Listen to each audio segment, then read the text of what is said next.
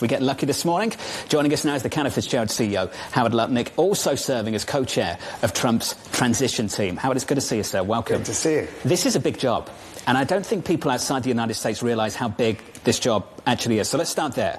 Walk us through how big this position is for you and how busy you might be in the next few months. All right, so the President of the United States gets to put 4,950 political appointees into the government. So 3,700 can take the field on January 20th, and 1,200 go through the Senate confirmation process, which takes a long time. So you've got to start thinking about people like yesterday. So let's talk about that. The last time the president was in the White House, he attracted a lot of talent. And we can think of several names. Ambassador Lighthizer came up in a conversation with Bloomberg yesterday. That's one. Gary Cohn's another. Some of the nominations to the Federal Reserve too, including Governor Waller to go to the board. It came with a lot of churn, though, at the time, in the first term. How do we get one, attract the talent, but avoid all the churn at the same time? How's the approach going to differ this time around? Well, remember, last time he was a freshman. You know, he comes in the first time, he's not really sure exactly how it goes, and so he acts a certain way. Now, complete experience, complete knowledge, knows exactly what he wants, and how he wants to do it. So what'll happen is you're going to see the greatest set of talent ever walk on the field on January 20th. You've never seen anything like it. So what I've done is I've talked to probably the top 150 business people across the United States of America, and probably the top 50 political people, and they've analyzed everybody. And what they do is I call it genealogy. You go to these people, so it's 200 people. They then recommend and vouch for everybody. You have to vouch for them and say, I know them, I've worked with them, and then they vouch for it, and it goes down like that. And so we have 5,000 people already that we know who have been vouched for by the greatest people. You got Ross Perot in energy and Chuck Schwab doing finance, and everybody, they are helping, they're building, and they're creating for Donald Trump the greatest group of people who will ever walk on the field for an administration. He's got one term. I mean, I spent Sunday 2 hours with Elon Musk. I mean, that's pretty cool. I put out a tweet talking about what we did, right? I mean, you know, I'm a social media star, of course, right? You guys know. 43 million views talking about how we're going to pay for everything that Donald Trump talks about. Right? He's going to take $1 trillion out of the budget deficit a year because we waste. We have a $6.5 trillion budget deficit. We have a $6.5 trillion budget. $2 trillion budget deficit. Howard, can we get back to the experts, though? Do they have to agree with everything the former president says? I think it's like, if you think of it like a CEO of the company, he's the CEO of the United States of America. Let's call it United States Incorporated, okay? He's the CEO. You can argue all you want and discuss it. But when the boss says this is what we're going to do you have a problem doing what the boss says they're going to do? You always have two choices. You can quit or you can execute the plan. This concept of doing what you want to do, because I don't think he's right, throwing banana peels, you get fired in America, you get fired at every company, and the fact that all these people who he fired in the first term say, oh, I don't like him anymore. This is a famous disgruntled employee. Duh. Let's call all the disgruntled employees, and what are you going to get from them? Oh, I don't like that guy anymore. Because you said to the Financial Times, we're going to give people the role based on their capacity, what you're saying here, and their fidelity and loyalty to the policy as well to the man. Is that how you run your company? People have to be loyal to you? Absolutely. Imagine working at Cantor Fitzgerald and saying, I'm disloyal to Howard Lutnick. Or better, how about all of you? How about all of you look at the screen and say, to heck with Mike Bloomberg. Let's see how that goes. Well, you'll be like, ta-ta. Can they disagree with you? You must disagree, but that's called challenging conversation. That's what the Oval Office is all about. You bring in 5 people. I mean, Donald Trump loves conversation. He loves to get all sides of the idea. But then you make your choice and you go where the elected president of the United States of America goes. You go where Mike Bloomberg goes. If you work at Cantor Fitzgerald, you go where Howard Lutnick wants you to go. And anybody who says otherwise, I don't even know what they're talking about. This is like make-believe politics, right? You follow the man and you follow after the conversation, but you have to have fidelity to them. None of this nonsense. This is your opportunity to talk about it, so let's talk about it just a little bit more. You talked about how many people you've had discussions with to fill some of these spaces.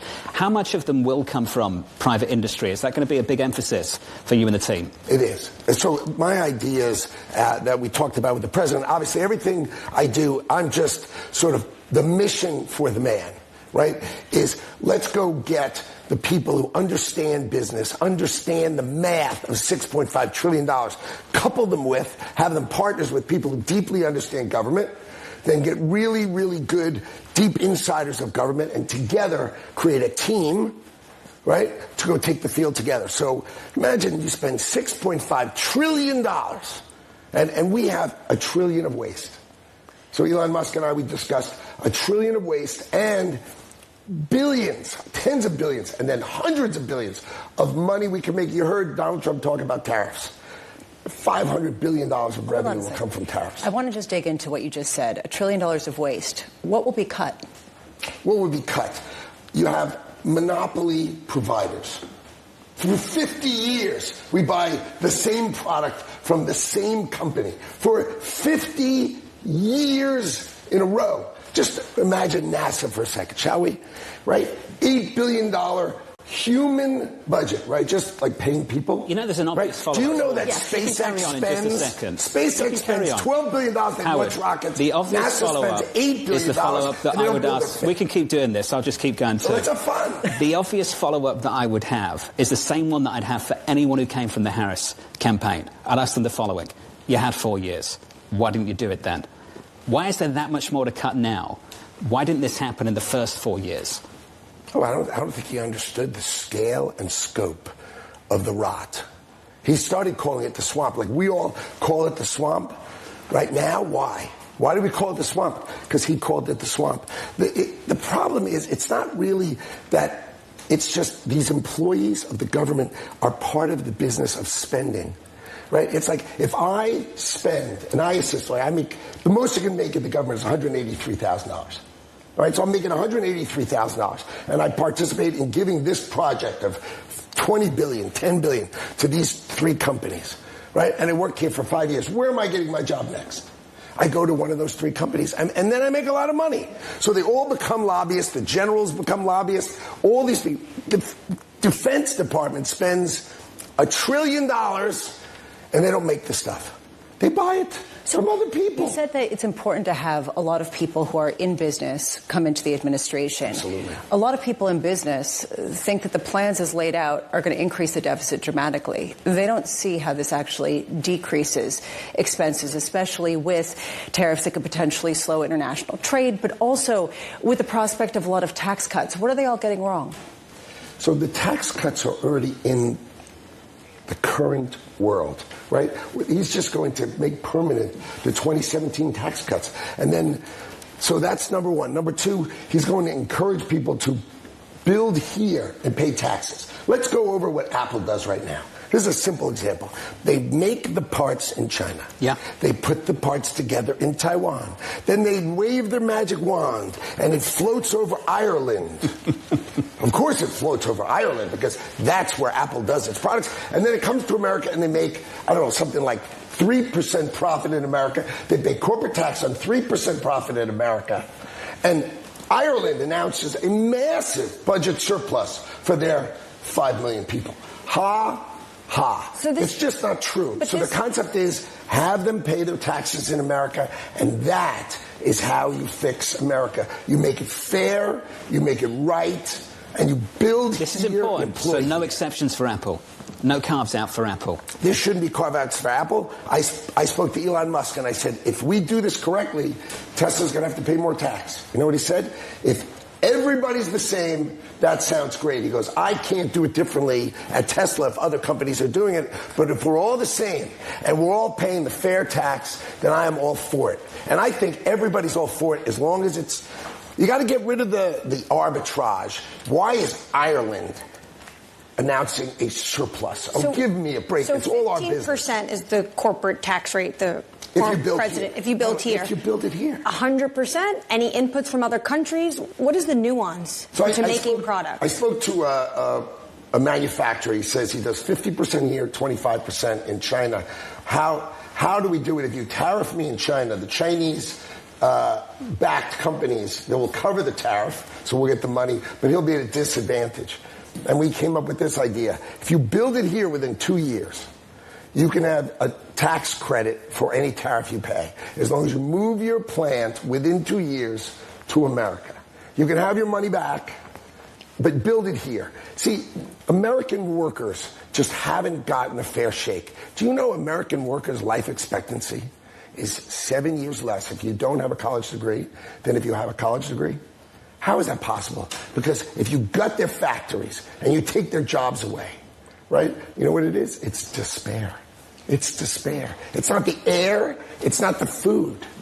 It's despair. Finally, Donald Trump is saying, I'm going to take care of the American worker. And anybody who comes up with this nonsense of that it doesn't work is just not actually studying it. One thing that a lot of business leaders who I speak to are concerned about is they need stability. They need to have a sense of what the policy is. They need to have a sense of what the legal system is going to be for them to operate their business. One of their biggest fears right now with Donald Trump is that they're not going to have that certainty, with things being used as potential carrots or sticks to try to induce certain policies, and a lack of understanding of what the structure is. How do you counter that? I counter it with basically straightforward, let's protect the American workers, okay? Let's build in America.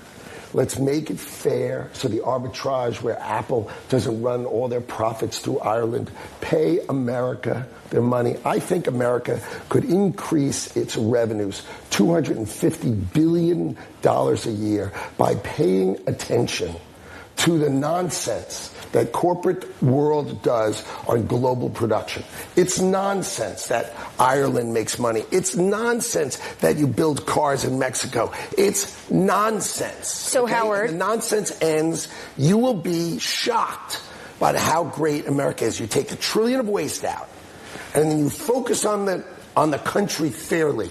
You're going to have the possibility of balancing the budget of the United States of America at the end of his term. No nonsense. I'm not making up old baloney. Elon Musk and I, if you don't respect the two of us, good luck to you, okay? It can happen because he's focused on not wasting the vast waste that is our budget and the way we run things. That would be a big hole to fill and quite an accomplishment given the tax cuts that are on the table in this campaign. So we could talk about this all morning. We're out of time. It's good to see you. Great. A spirited conversation, as always, with Howard Lutnick of Cantor Fitzgerald.